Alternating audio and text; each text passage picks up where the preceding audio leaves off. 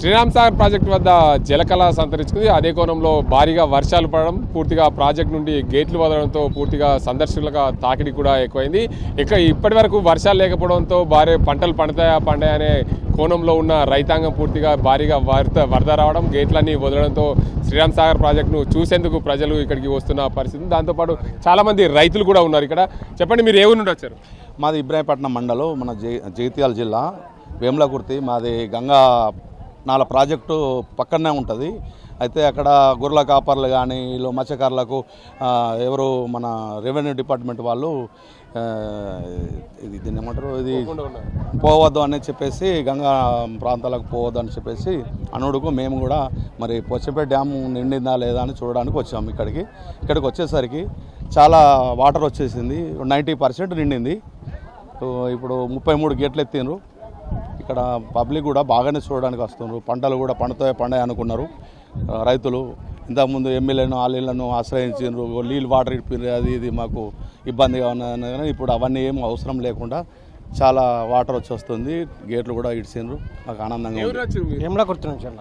ఏం చేసినావు ఇక్కడ వ్యవసాయం గురించి మన చూస్తానికి వచ్చినాం మేము. డ్యామ్ పుల్లు ఉన్నది, అందు గురించి వచ్చి చూసుకొని వ్యవసాయం మంచిగా మాది వెమ్లకుర్తి, ఇబ్రహీపట్నం మండలం, విలేజ్ వెమ్లకుర్తి. ఈరోజు ఎందుకంటే మా గంగ దగ్గరనే ఉంటుంది ఊరు. దీని గురించి మాకు అలౌన్స్ విలేజ్ లోపల అలౌన్స్ చేయబడి ఆయన 2-3 రోజుల నుంచి అతి భారీ వర్షాలు పడుతున్నాయి, మీరు దగ్గరికి పోకూడదు అని అంటే, మరి ఎందుకు ఎన్ని నీళ్ళు వాటర్ వచ్చినాయి ఈ పోచంపాడులో ప్రాజెక్టులో అని చూడడానికి వచ్చేవారికి ఇప్పుడు సంతోషం ఉన్నది. 90% దాకా వాటర్ వచ్చినాయి, 30 గేట్లు ఇచ్చిండ్రు. ఇంతకుముందు 2-3 నెలల నుంచి వర్షాలు లేక మస్తు బాధపడ్డాం. వేసిన పంట ఈ 5 ఎకరాలు అందుతుందో, 5 ఎకరాలకు సాగు అవుతుందో లేదనుకున్నా కానీ ఈ 2-3 రోజుల నుంచి అతి భారీ వర్షాలు కొట్టడం వలన మాకు చాలా సంతోషం ఉన్నది. ఇప్పటికి కూడా ఈ 2 పంటలు పండుతాయని నమ్మకం ఉన్నది. మీరు ఎక్కడి నుండి వచ్చారు ఇక్కడికి ప్రాజెక్ట్ చూడడానికి? మేము నిజామాబాద్ నుండి వచ్చినాము ప్రాజెక్ట్ చూడడానికి. మాకు చాలా ఆనందంగా ఉంది. ఇప్పుడు చాలా గేట్లు కూడా ఎత్తారు. ఈ వ్యూలో కూడా మాకు చాలా అందంగా ఉంది. వచ్చారు ఇక్కడికి? చాలా రోజులు అయింది, ఒక 2-4 ఇయర్స్ అయిపోయింది.